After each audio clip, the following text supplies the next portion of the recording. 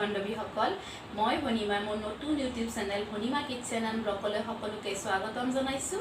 আশা কৰোঁ সকলোৱে মোৰ ভিডিঅ'বোৰ চাই ভাল পাব আৰু মোক আগুৱাই যোৱাত সহায় কৰিব।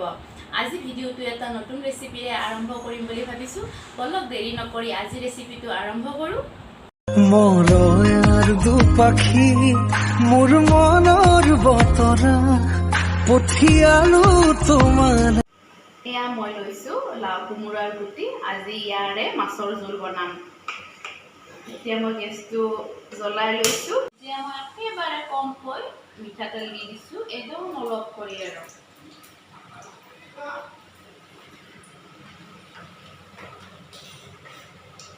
তেলটো গৰম হোৱাৰ লগে লগে মই এয়া শুকান জলকীয়া দিছোঁ, এয়া তেজপাত দিছোঁ, এয়া আদা নহৰু দিছোঁ। মই গোটাকৈ লৈছোঁ। এইখিনি মই মিক্সিত পিচি মিহি কৰি ল'ম। এয়া জালুক দি দিলোঁ। এয়া লৈছোঁ মই এলমণ্ড প্ৰায় 8-10টামান আৰু। এয়া পিঁয়াজ, এয়া কেঁচা জলকীয়া। এইখিনি অকণমান কেঁচা গোন্ধটো যোৱাৰ দৰে ভাজি ল'ম। কেঁচা গোন্ধটো যোৱা কৰি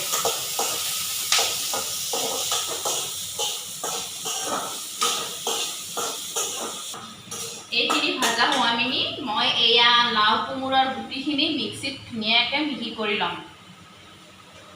এইখিনি মোৰ লাও কোমোৰাৰ গুটি মই মিক্সিত ভালদৰে মিহি কৰি ল'লোঁ আৰু এইটো মই বাকল নেৰোৱাকৈয়ে মিক্সিত পিচি লৈছিলোঁ।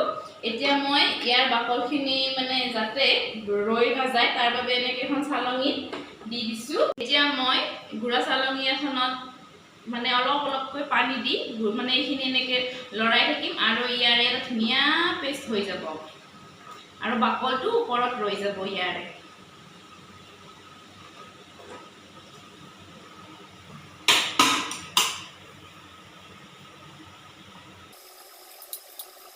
ইয়াৰ বাকলটো এনেকৈ দিলে ইয়াৰ বাকলটো ৰৈ যাব আৰু আমাৰ যিখিনি প্ৰয়োজনীয় গুটিখিনি আছিলে সেইখিনি হৈ যাব ধুনীয়াকৈ এটা।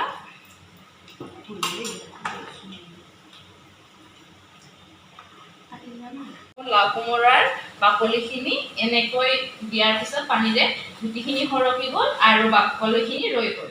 এতিয়া মই এইখিনি পেলাই দিওঁ। এয়া মোৰ পিঁয়াজ, বাদাম আৰু জালুক গোটেইখিনি মই এতিয়া ইয়াৰো এটা ভাল মিহি পেষ্ট বনাই ল'ম মিক্সিত।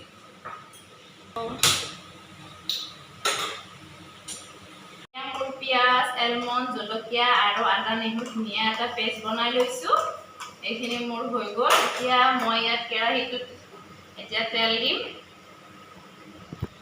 ইয়াত বেছি তেলৰ প্ৰয়োজন নহয়, কমকৈ তেল দিছোঁ।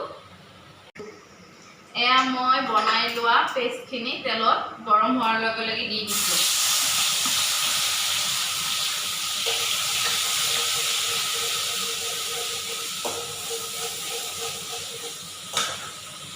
এতিয়া মই ইয়াত সোৱাদ অনুসাৰে নিমখ দিম।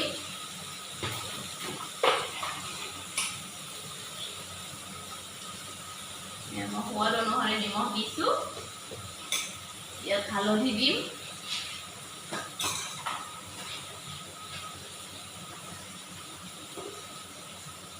হালধি গুড়ি দি দিলোঁ।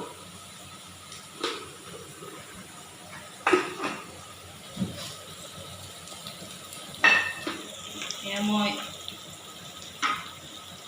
জিৰাৰ গুড়ি প্ৰায় 1 চামুচৰ অলপ কম দি দিছোঁ। এতিয়া এইখিনি কিছু সময় মই ভাজি দিছোঁ।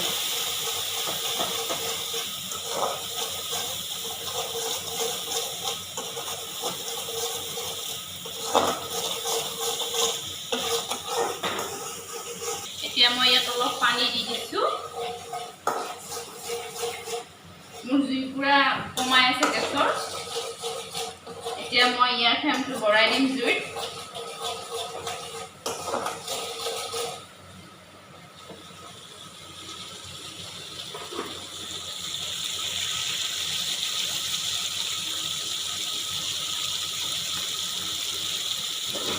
বহুত ধুনীয়া এটা সুগন্ধি আহিছে ইয়াৰ পৰা। এতিয়া মই এয়া লাও কোমোৰাৰ পৰা বনাই লোৱা পেষ্টটো ইয়াত ঢালি দিম। দি দিলোঁ ইয়াতে।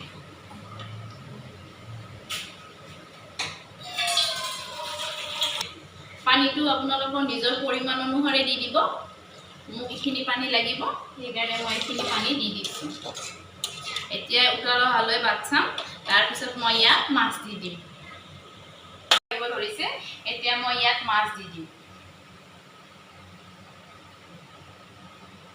এখন কিছু সময় উতল আহিব লাগিব চাওকচোন কিমান ধুনীয়া এটা ৰং আহিছে ইয়াৰে আৰু এইখন আঞ্জা মোক বনাবলৈ মোক আইতাই শিকাইছিলে আমাৰ আইতাই খুব বনাইছিলে এনেকৈ আঞ্জা আৰু খাবলৈ বহুত ভাল লাগিছিলে সেইকাৰণে আৰু আজি এইখন আঞ্জা মই বনাইছোঁ আৰু আপোনালোকে বনাইছেনে এনেকৈ খাই পাইছেনে কমেণ্ট কৰি ক'বচোন আৰু বনাই কিনে কেনেকুৱা লাগিছে খাই কিনে সেইটো মোক জনাবলৈ নাপাহৰিব কমেণ্ট কৰি এয়া মোৰ লাও কোমোৰাৰ গুটিৰে মাছৰ জোলখন হৈ গ'ল চাওকচোন দেখিবলৈ কিমান ধুনীয়া হৈছে আপোনালোকে যদি এনেকৈ বনাই খাই চোৱা নাই এবাৰ খাই চাবচোন আৰু কেনেকুৱা লাগে কমেণ্ট কৰি জনাবলৈ নাপাহৰিব যদি আপোনালোকৰ মোৰ ৰেচিপিটো ভাল লাগিছে তেতিয়াহ'লে লাইক কমেণ্ট এণ্ড শ্বেয়াৰ কৰিবলৈ নাপাহৰিব লগতে মোৰ চেনেলটো ছাবস্ক্ৰাইব কৰিবলৈ একেবাৰে নাপাহৰিব তেতিয়াহে মোৰ আহিবলগীয়া ভিডিঅ'সমূহৰ নটিফিকেশ্যন আপোনালোকে আগতীয়াকৈ পাব